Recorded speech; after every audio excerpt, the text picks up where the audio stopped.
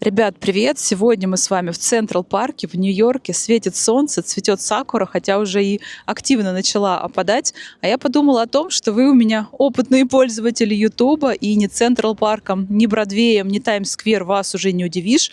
Поэтому сегодня, прямо сейчас, мы отправляемся в российскую глубинку, небольшую и мало кому известную деревеньку, откуда, собственно говоря, я и родом. Вот и наш Централ Парк, так сказать.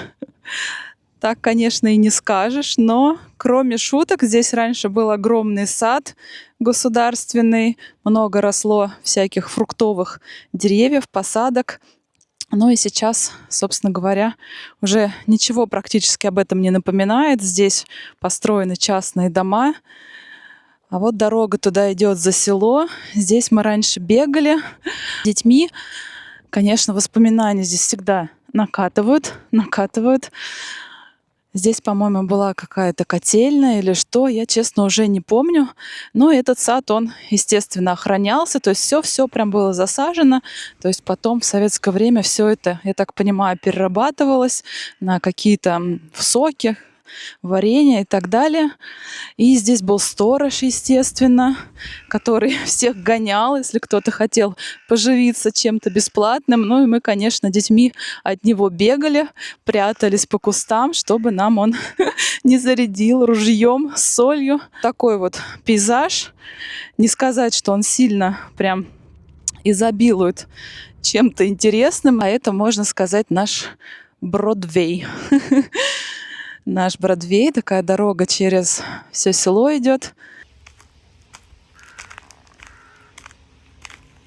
Здесь виднеется здание школы, так буковка П.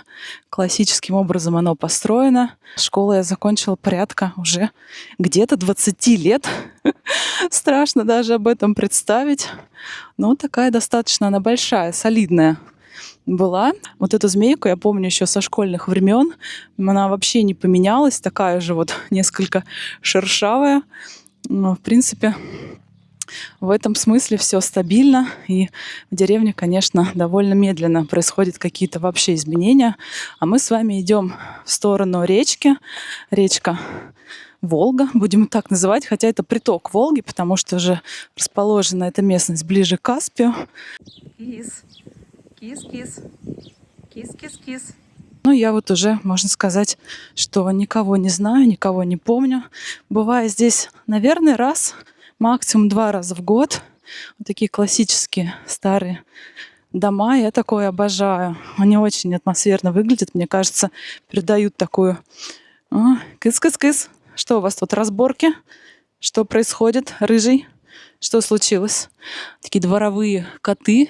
Кис-кис-кис-кис. Безусловно, каждый приезд сопровождается праздником живота, приготовлением вареников, пирогов, пирожков, всевозможных булок и шашлычком под пение птиц.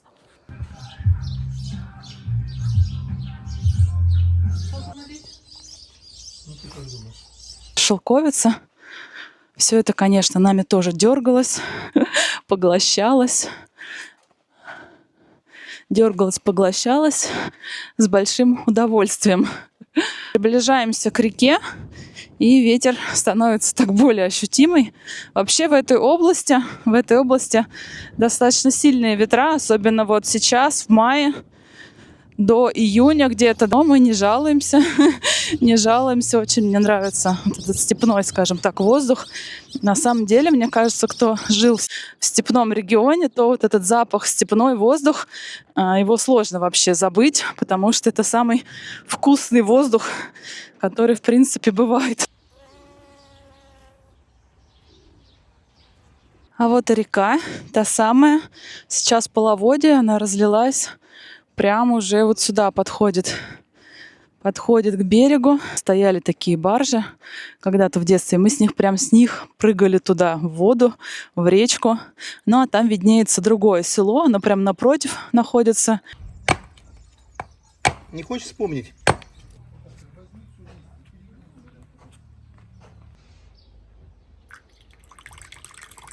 Я вот, знаете, о чем думаю, что как раньше родители вообще умудрялись. Вот этот дом, мне кажется, вообще не меняется просто столетиями. Вот я его как запомнила, что он таким вот был. Не знаю, каких он годов, но он прям очень древний. Как родители не боялись нас отпускать раньше, допустим, одних вот так купаться.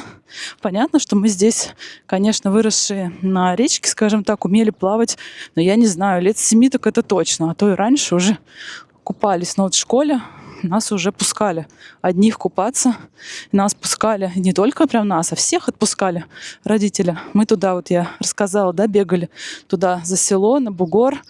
Там какие-то цветы, луковички весной там ковыряли. В общем, ну, развлекались как могли. Нравится ей, когда ее пожестче, скажем так, чешут. Просто вот рукой. Не ее история. Закатывает глаза. Чего? Кайфуши? Кайфуши. Ой, вообще. Чего ты глаза закатываешь, а? Кайф, да? Ой, вообще, кайф. Пузико чешут.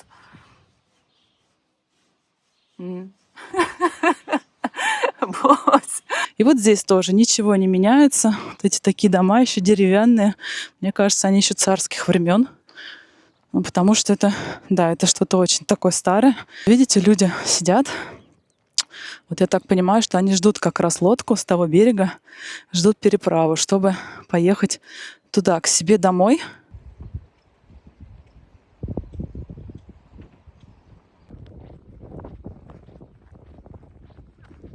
Думаю, что никто уже не живет в таких домах.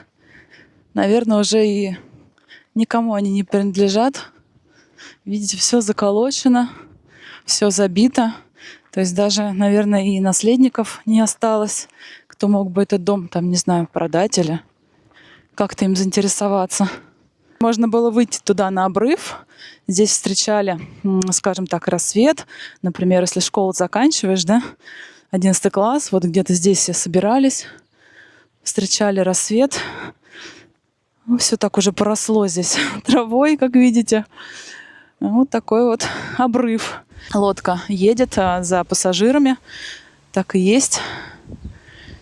Ну и получается, лодка забирает пассажиров отсюда, отвозит туда. Это жители того села.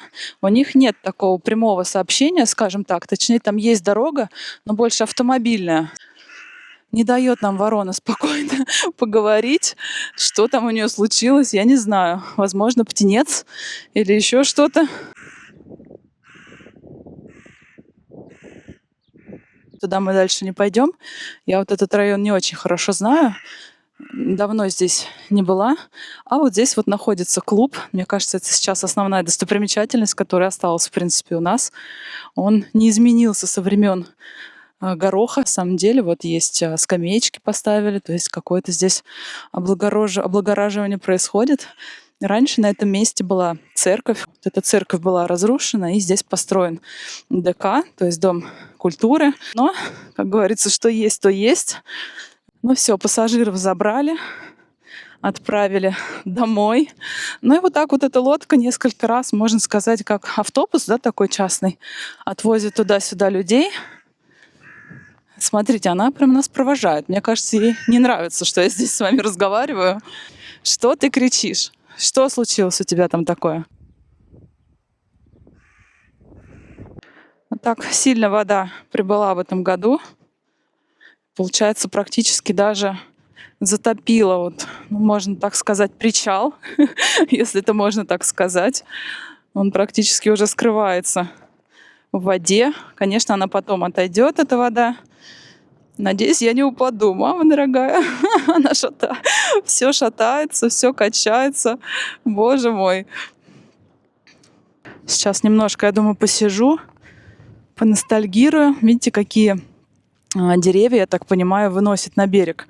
То есть это вряд ли чьи-то, это, скорее всего, вынесло на берег. Хотя, может быть, я ошибаюсь, потому что они распилены достаточно культурным образом. Красота. Красота здесь прям пахнет Русью, скажем так. Здесь пахнет Русью. Ну что, как вам такой контраст?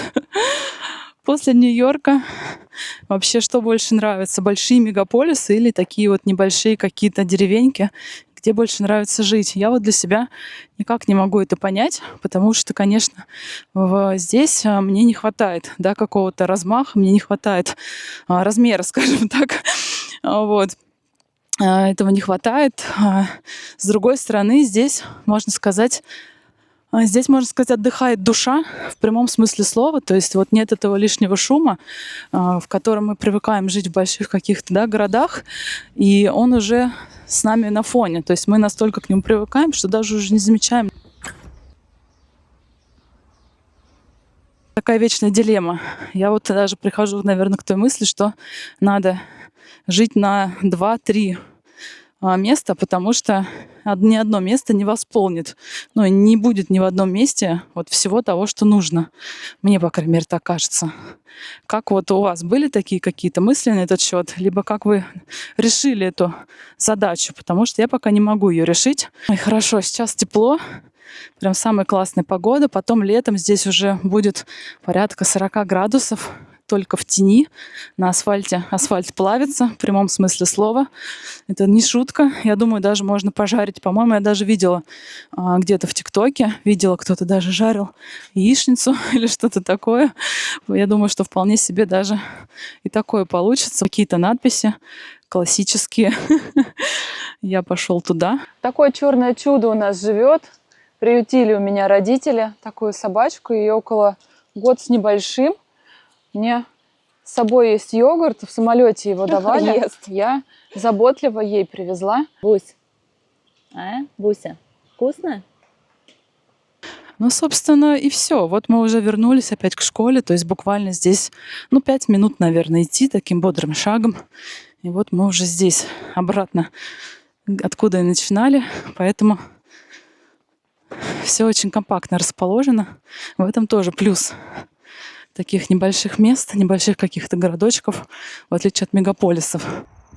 Подошел к концу еще один день в, пожалуй, самом особенном месте на этой планете. Месте, где как будто нет проблем, или они решаются сами собой, где всегда как-то безмятежно и тепло. Спасибо, что досмотрели до конца. И, конечно, делитесь в комментариях, возможно, такими же непопулярными местами, но самыми любимыми для вас.